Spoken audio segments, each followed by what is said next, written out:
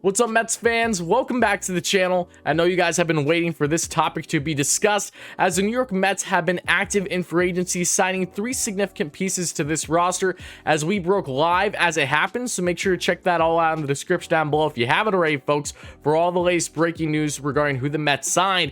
But now that they're active in not just free agency, but the starting pitching market, we all know that they're connected to basically all the big names known to man. And that starts with, yes, Max Scherzer, as it came out through Jon Heyman, who covers the MLB, earlier today, that yes, the Mets have been aggressive in pursuing Mad Max, and while there's definitely hurdles that they will need to jump through in order to acquire him, there's still plenty of optimism on the front, and they do have backup plans should they not be able to land him. But nonetheless, that's what I'll be breaking down in today's video, everything there is to know about Max Scherzer and his game, even though we all know very well who Mad Max exactly is. What is the likelihood or lack thereof of him landing in Queens, and why exactly this is huge for the Mets, and why exactly they need to be prioritizing him this offseason. So as always, folks, make sure you stay all the way till the end video for all the need to know my thoughts on Mad Max and his current connection to the New York Mets. And again, folks, if you guys end up enjoying this kind of Mets content and you want to see more great Mets content like this, make sure to smash that like and subscribe button, sharing this video with your friends, on the notification bell, all those great things. Thank you all so much for the continued support, folks.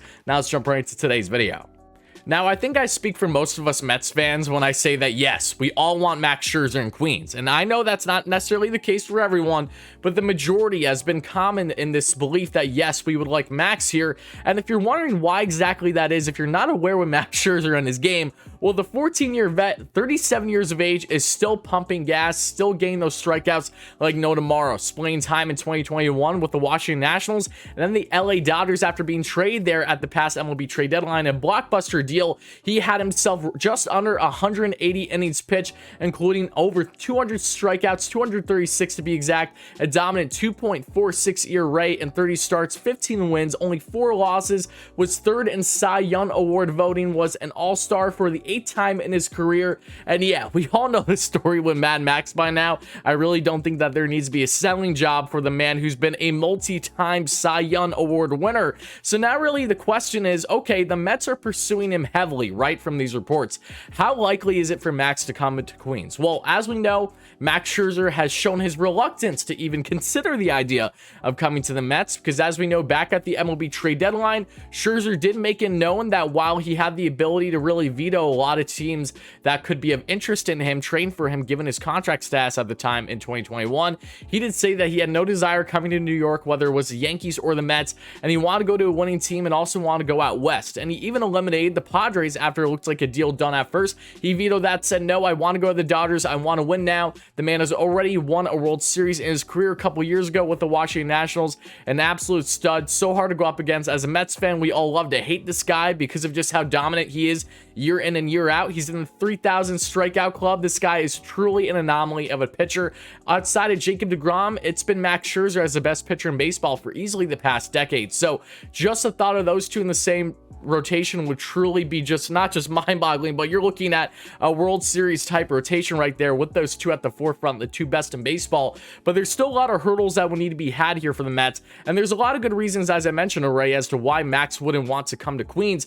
Not just because of his reluctance being a diehard with the Washington Nationals, knowing that it would be sacrilegious to even consider the thought of going to the Mets, but also because of the disarray that the Mets have been, not just in all their history as a franchise, but in recent years, as we know, under the Steve Cohen era too. They are getting things underway, and I do think that the signings of Marte, Canna, and Escobar are definitely promising of the direction that they're going in.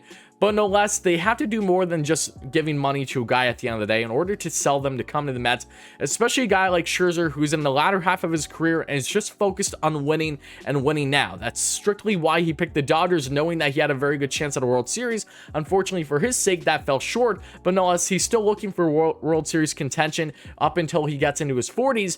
So how did the Mets go about this approach here with being so aggressive in on him? Well, as we know, they do have backup options in the Kevin Gausmans of the world, even the Robbie Rays, the Marcus Stromans that we've discussed before, and we will discuss again in a live stream coming up later today at the time of recording this video, so stay tuned for that.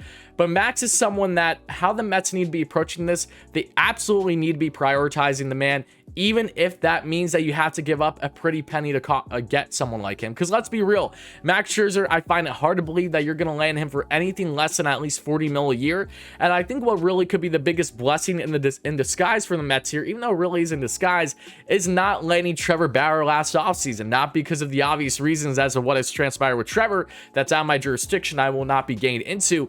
But the point being that the Mets were throwing literally 40 mil a year right around on multiple years with multiple opt-outs. I think after every year, if you would have signed with the Mets, they can use that same type of mindset, but now towards the far better pitcher, arguably the best pitcher in the league right now in Max Scherzer. So you throw that at him, you get him on, say, a 1, 2, or 3 year deal. Maybe you even have 1 or 2 or opt out after every season, throwing him 40 mil a year. We're talking maybe a 3-year deal, 120 million, just something that he can't refuse. Let's do our best, mafia type thing. I'm going to give him an offer he can't refuse, but no, we're not going to whack the guy. We're going to do something that's going to benefit him, and it's going to benefit the Mets in the short term. And Steve Cohen has been adamant, knowing that yes, they have a payroll that they're working with. Yes, they're probably going to be pushing upwards, if not past $300 million, and past with the luxury tax threshold as a whole with their payroll in 2022 and beyond. So if you're really going all in now on this win now stage, which is what the Mets are proving, you have to prioritize a stud like Max Scherzer. So expect them to do that.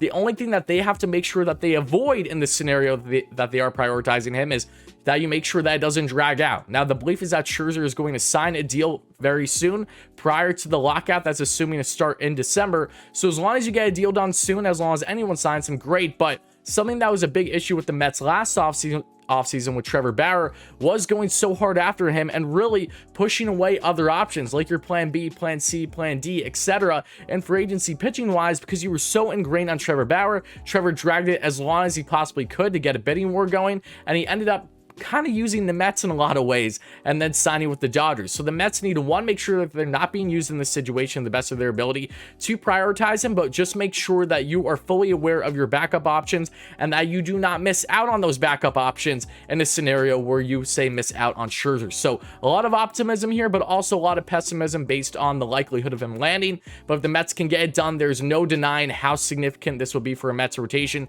that's looking to win that next season. Yeah, Jacob deGrom, Max Scherzer, the two best pitchers in baseball. Oh baby, do I love the thought of that, and I think you do too. So Mets fans, let me know all your thoughts in the comments below.